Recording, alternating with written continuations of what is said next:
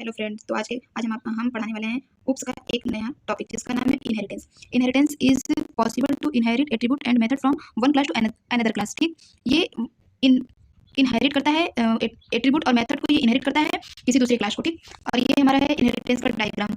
एक होता है इनहेरिटेंस में एक डिराइव क्लास होता है और एक होता है हमारा बेस क्लास। डिराइव क्लास को हम कहते हैं चाइल्ड क्लास और बेस क्लास को हम कहते हैं सब क्लास या super class. Type of inheritance, पहला होता है हमारा सिंगल इनहेरिटेंस। सिंगल इनहेरिटेंस में जो हमारा होता है ए और एक होता है हमारा ए और एक होता है बी। जो हमारा ए होता है और ये जो बी है, ये ए की प्रॉपर्टी बी में इनहेरिट हो रही है। ये हमारा सिंटेक्स है। Class B scope regulation public A. इसका मतलब है कि जो बी है वो क्लास ए की प्रॉपर्टी को इनहेरिट कर रहा है। और ये हमारा दूसरा पॉइंट है मल्टीपल इनहेरिटेंस। मल्टीपल इनहेरिटेंस में हमारा वैसे ही क्लियर है, मतलब कि आइए हम अपने डायग्राम से समझते हैं। जो ये हमारा डायग्राम है, जो ये हमारा क्लास ए है और क्लास बी है और क्लास सी है। ये क्लास ए की प्रॉपर्टी बी में इनहेरिट हो रहा है और बी की प्रॉपर्टी सी में इनहेरिट हो रहा है। ये हमारा सिंटेक्स है। Class B scope regulation public A. ये हमारा मतलब इसका ये है कि क्लास जो बी है वो पब्लिक ए, मतलब क्लास ए की प्रॉपर्टी को इनहेरिट कर रहा है क्लास बी। ऐसे ही हमारा जो क्लास सी है ये क्लास बी की प्रॉपर्टी को इनहेरिट कर।